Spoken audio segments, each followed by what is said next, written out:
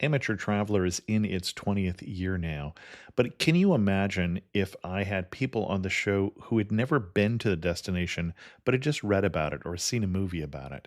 That wouldn't make any sense at all, and you wouldn't listen. We all know how important it is to receive advice from people who know a destination to get the most authentic local experience.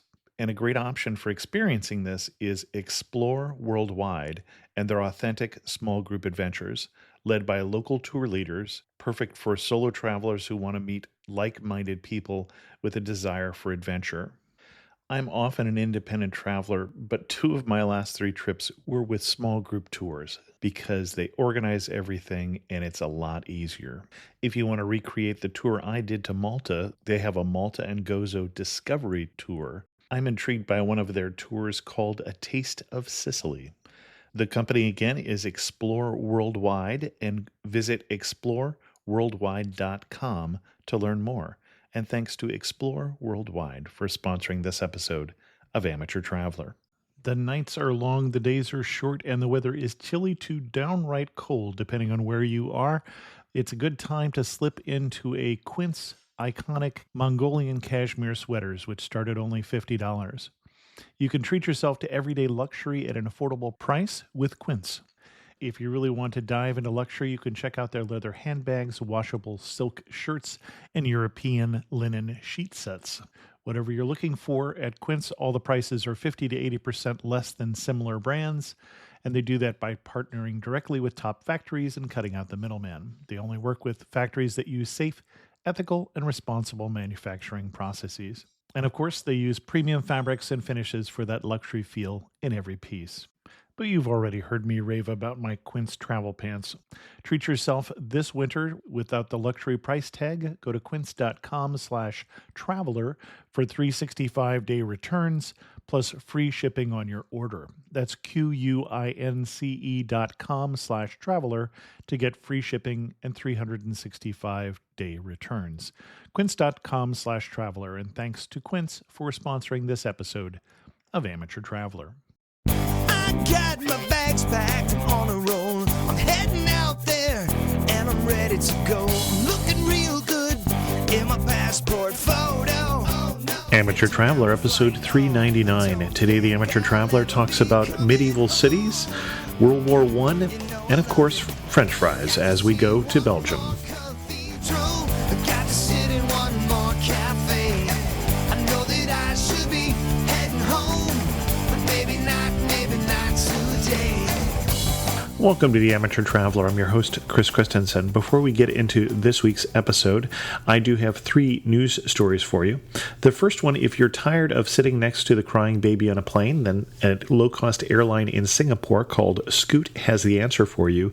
On their flights, which have 41 seats, kids under 12 are not allowed. Or if you think you'd just rather be on the plane by yourself, then you may want to ask Tom Wagner if that's a good idea, because he woke up on an empty plane in the Houston's airport.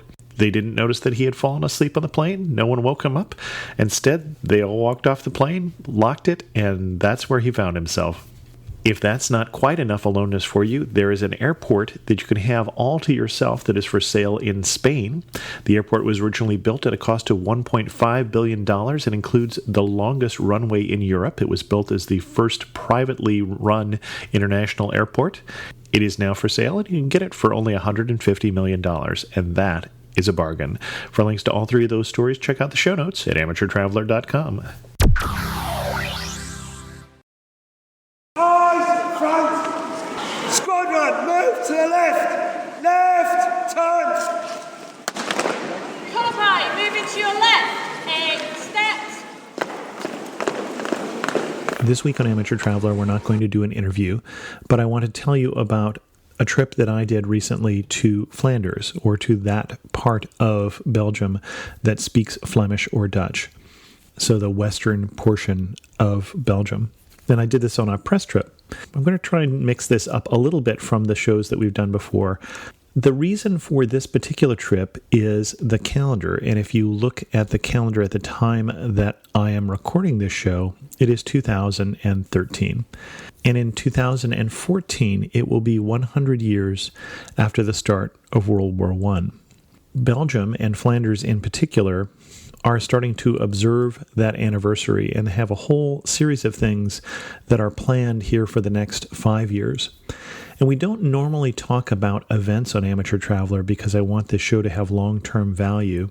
But this is a little different opportunity because the events will be going on for so long and because some of the things we'll be talking about will continue going on after 2019. A little background for those of you who are not history buffs or who grew up in a region that didn't study World War I. But in World War I, in 1914, the Germans invaded, really intending to invade France, whom they had declared war against. But Belgium was this neutral country that was in the way. And their intention was, and their belief was, that Belgium would immediately capitulate. I think the quote was, what happens if the Belgian army were to fight, they would send in a police officer to arrest them. They didn't think that Belgium would put up much resistance. But what happened is this northern portion of the front that came in, the German army that came through Belgium and came in through Flanders in particular then, was stopped in part because there was more resistance than they expected, but also in part because the Belgians opened up the floodgates and flooded large portions of Flanders to slow down the advancing army. And they ended up at a city called Ieper in Belgium, or Ypres, if you're using the French pronunciation. And in this one region, a fairly small region, about 500,000 people died from 50 nations within just a few miles of this one city. And this was an old medieval city, like so many of the cities in Flanders, that had gained riches through the cloth trade, but that was leveled flat in World War I. And so one of the reasons we went on this trip is we went to see a couple different things. Within the region or surrounding Ieper, there are 150 cemeteries for World War I. The history of this war is more top of mind there than it is for us, as it would be also in the regions of France, for instance, that a lot of the fighting happened. Last year, in 2012, the Belgian Bomb Disposal Unit found 105 tons of unexploded shells from World War I just through the routine plowing of the fields or digging of basements for new buildings or whatever. And that's sort of a typical year. In any given year, they are still finding soldiers' bodies from World War I who were lost and missing. This year, 2 months before I'm recording this, they found the bodies of 3 South African soldiers who were killed and reinterred them with the so many people who were buried in this area. And the one reason there are so many buried here is we went to the U.S. cemetery, for instance, and it's relatively small because the U.S. repatriated the dead.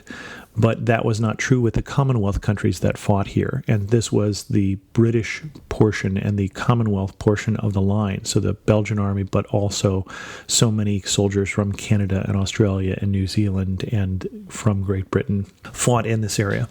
And I'm going to talk more about other portions of Flanders, but I want to talk just 2 things that I would recommend in terms of getting in touch with this portion of history.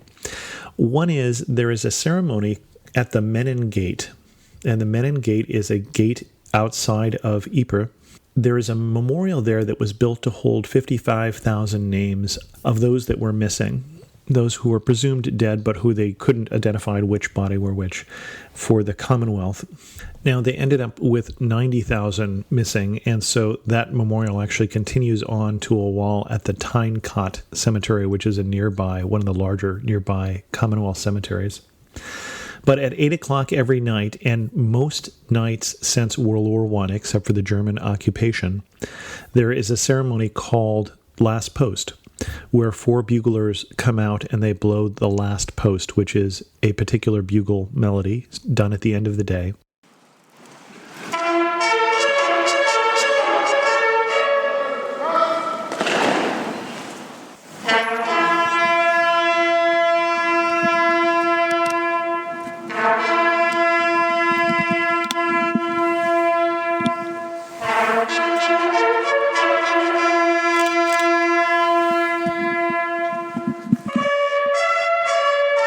And after they blow that, and there's a moment of silence, people will lay wreaths at this memorial.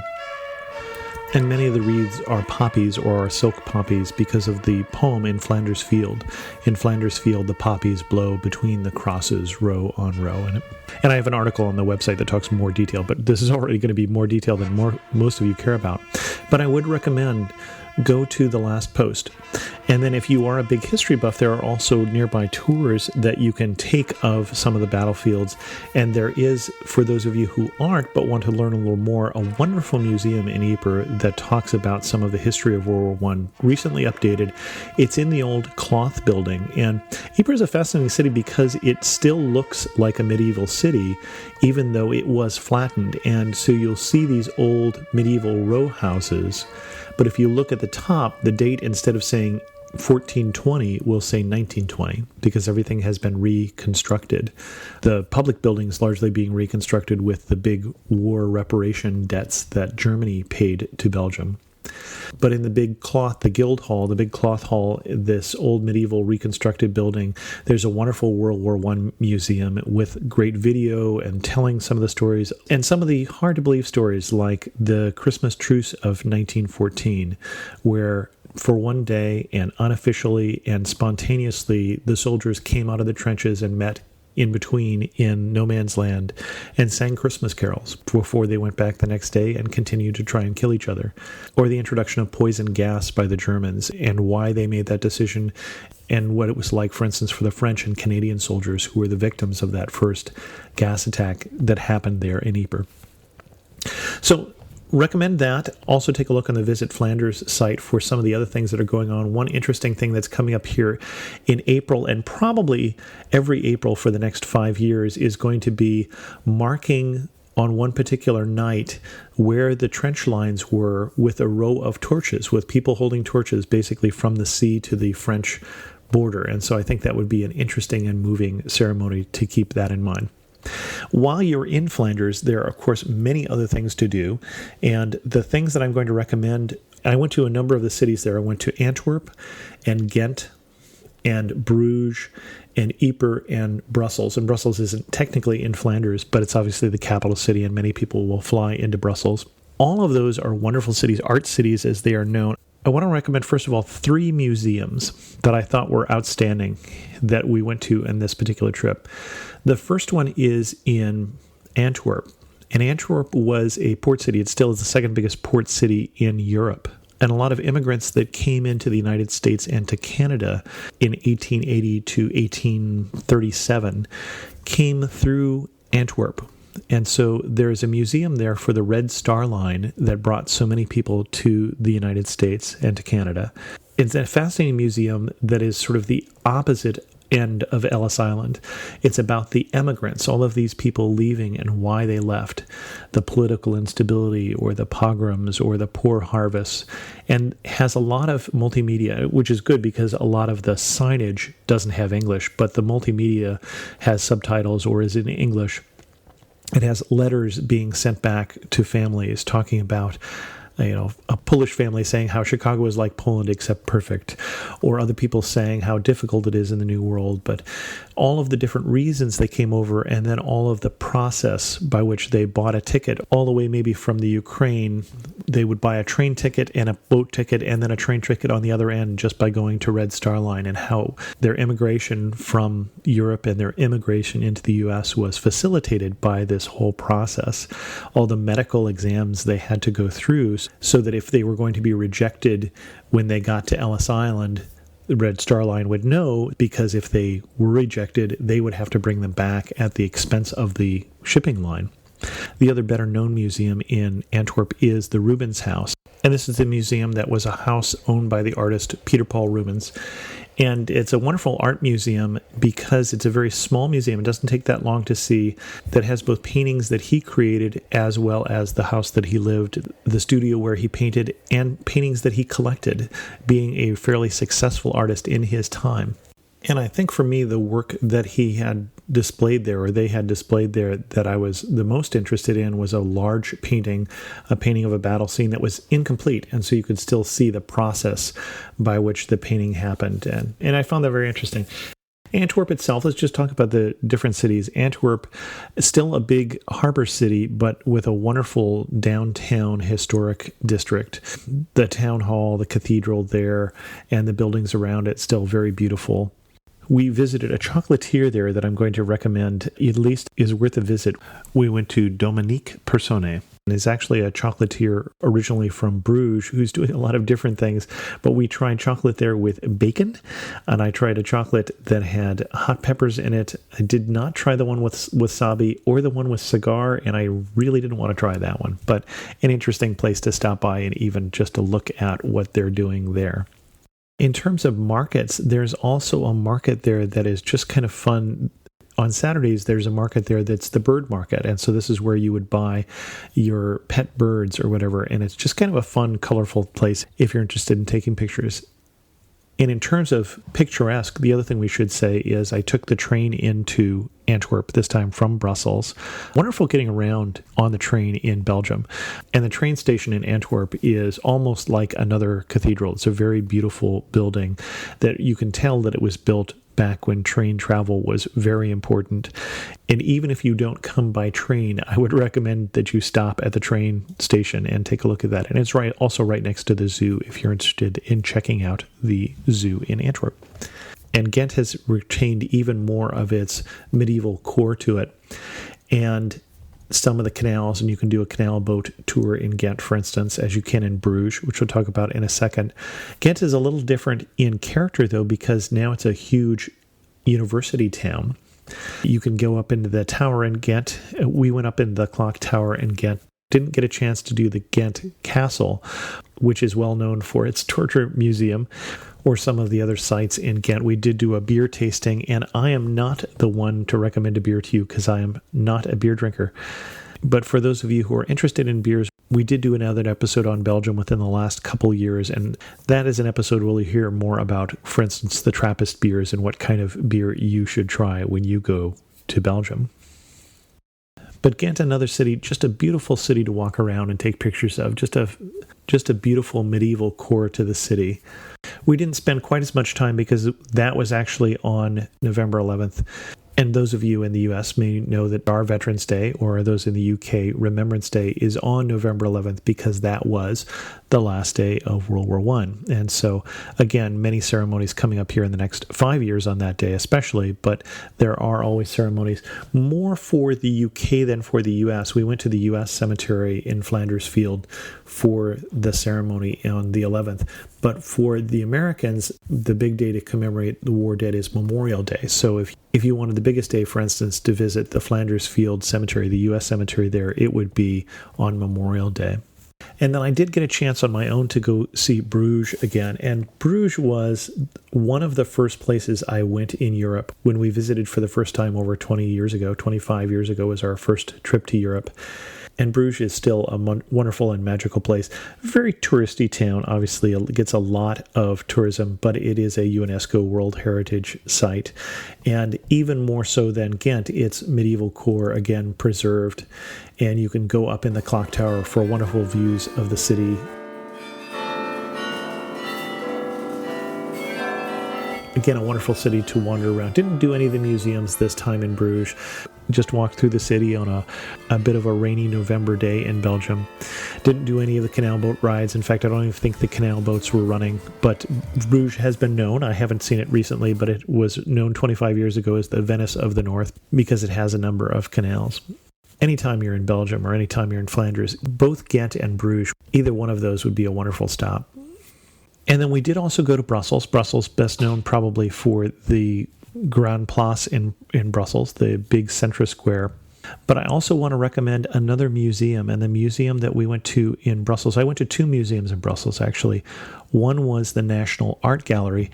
And unfortunately, I'm going to say, if you don't have a lot of time, I would pass on the National Art Gallery. It has a wonderful collection, but I don't think it's well presented. There is, for instance, a wonderful room full of Rubens just kind of hidden in the back someplace, not a lot of signage to help you find it. I found it poorly lit and not well laid out. So that's too bad. It could use a little updating. But just around the corner from the National Art Gallery, there's a wonderful gem of a museum. and that museum is the Musical Instrument Museum. And the Musical Instrument Museum, when you go in, you get headphones, and these headphones are your audio guide to the museum, but they have no spoken text. They only play musical instruments. And so you will walk up, for instance, on the first level, on the first floor, there is an exhibit about musical instruments from around the world. As you walk up to a particular musical instrument, they will play the music from that instrument or from that region.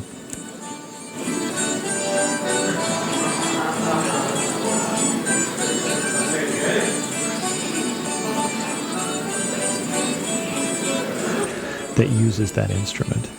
And just fun to go around. This is something I think kids would enjoy because you don't have to read a lot of signs. In fact, a lot of the signs aren't in English anyway.